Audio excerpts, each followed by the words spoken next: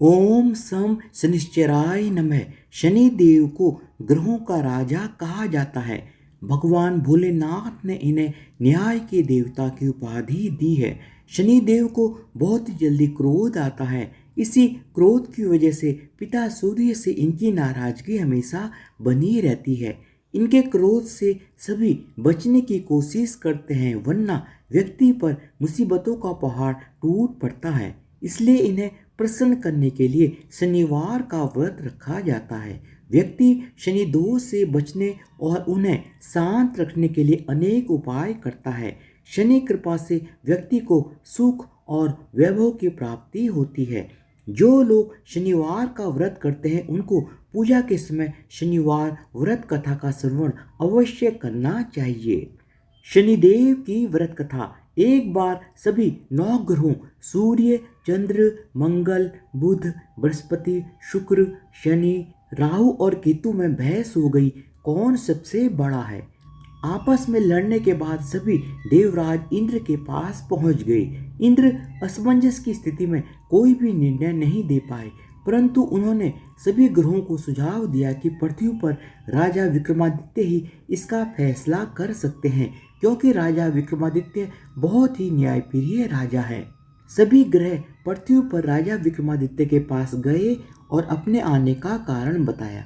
राजा विक्रमादित्य उनकी समस्या को सुनकर बहुत ही ज़्यादा परेशान हो गए। उनका चिंतित होना लाजमी था, क्योंकि जिसको भी किसी से छोटा बताया तो वही गुस्सा कर जाएगा।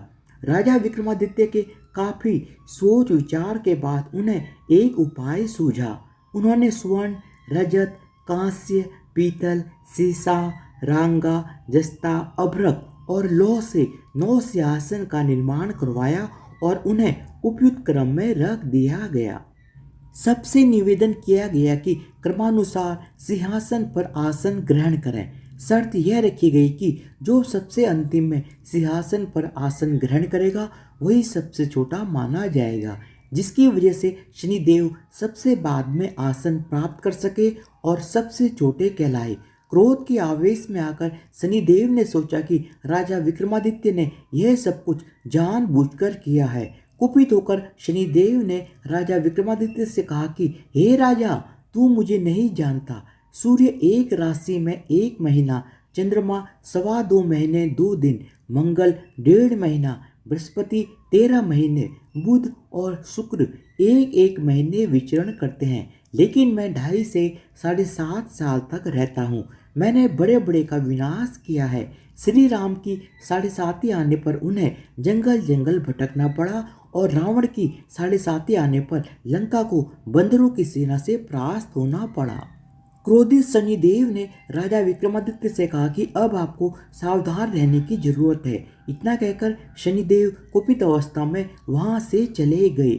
समय गुजरता गया और कालचक्र का पहिया घूमते हुए राजा विक्रमादित्य की 7.5 आ ही गई।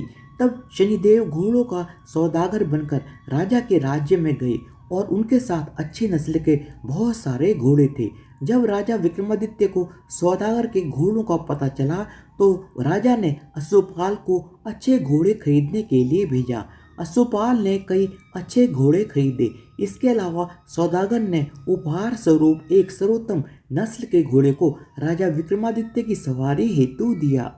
राजा विक्रमादित्य जैसे ही उस घोड़े पर बैठे वह सरपट वन की ओर भागने लगा। जंगल के अंदर पहुंचकर वह गायब हो गया। भूख प्यास की स्थिति में राजा जंगल में भटकते रहे। अचानक उन्हें एक ग्वाला दिखाई दिया जिसने राजा विक्रमादित्य की प्यास बुझाई। राजा ने खुश होकर उसे अपनी अंगूठी दे दी और राजा नगर की तरफ चले गए। वहां एक सेठ की दुकान पर पहुंचकर उन्होंने जल पिया और अपना नाम वीका बताया। भाग्यवश उस दिन सेठ की खूब आमदनी हुई थी। सेठ खुश होकर वीका को अपने साथ अपने घर ले गए। सेठ के घर में खूंटी पर एक हार टंगा हुआ था, जिसको खूंटी निगल रही थी। कुछ ही देर में हार पूरी तरह से गायब हो गया। सेठ किसी काम से घर से बाहर काम के लिए चला गया था। जब सेठ वापस आया तो हार गायब था। सेठ को लगा कि वीका ने उसे चुराया है। सेठ ने वीका को कोतवाल से पकड़वा दिया और दंड स्वरूप राजा ने वीका को चोर समझकर उसके हाथ पैर कटवा दिए। अपंग अवस्था में वीका को नगर के बाहर फेंक दिया गया। तभी वहां से एक तेली निकल रहा था जिसको विका पर दया आ गई। उसने विका को अपनी गाड़ी में बैठा लिया। विका अपनी जीप से बैलों को हाँकने लगा। कुछ समय पश्चात राजा विक्रमादित्य की शनि दशा समाप्त हो गई। वर्षा काल आने पर विका मल्हार गाने लगा। एक नगर की राजकुमारी मनभावनी ने मल्हार सुनकर मन ही मन प्रण कर लिया कि जो भी इस राग को गा रहा है वो उसी के साथ विवाह करेगी।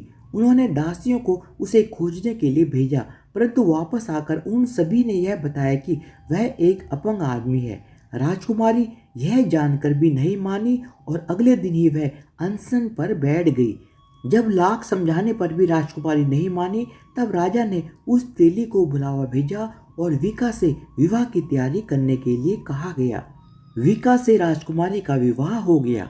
एक दिन विका के सपने में शनिदेव ने आकर कहा कि देखा राजन, तुमने मुझे छोटा बताकर कितना दुख झेला है। राजा विक्रमादित्य ने क्षमा मांगते हुए शनिदेव से हाथ जोड़कर कहा कि हे शनिदेव, जैसा दुख मुझे दिया है किसी और को ऐसा दुख कभी मत देना। शनिदेव इस विनती को मान गए और कहा कि मेरे व्रत और कथा से तुम्हारे सारे कष्ट दूर हो जाएंगे। जो भी नित्य मेरा ध्यान करेगा और चींटियों को आटा डालेगा उसकी सारी मनोकामना पूर्ण हो जाएगी। शनिदेव की कृपा से राजा विक्रमादित्य के हाथ पैर भी वापस आ गए। दूसरे दिन जब सुबह राजकुमार की आंख खुली तो वह आश्चर्यचकित हो गई। विका ने मनभावनी को बताया कि वह उज्जैन का राजा विक्रमादित्य है। मनभावनी खुशी से फूले नहीं समा रही थी। राजा और नगरवासी सभी अत्यंत प्रसन्न हुए। सेठ ने जब यह सुना तो वह पैरों पर गिरकर क्षमा मांगने लगा। राजा ने कहा कि यह सब शनिदेव के कोप का प्रभाव था और इसमें किसी का भी कोई दोष नहीं है। सेठ ने निवेदन करते हुए कहा कि मुझे शांति तभी मिलेगी जब आप मेरे घर चलकर भोजन करेंगे। सेठ ने कई प्रकार के व्यंजनों से राजा विक्रमादित्य का सत्कार किया।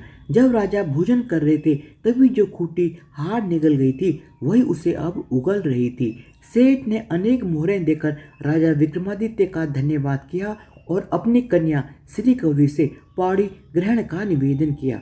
राजा ने इसे सहर्ष स्वीकार कर लिया। राजा अपनी दोनों रानियों मनभावनी और श्री कंवरी को लेकर उज्जैन नगरी लौट आए। सारे नगर में दीपमाला और खुशी मनाई गई। राजा ने घोषणा करते हुए कहा कि मैंने शनिदेव को सबसे छोटा बताया था, लेकिन असल में शनिदेव ही सर्वोपरि हैं। तब से सारे राज्य में शनिदेव की पूजा और कथा नियमित होने लगी। सारी प्रजा के बीच खुशी और आनंद का वातावरण बन गया।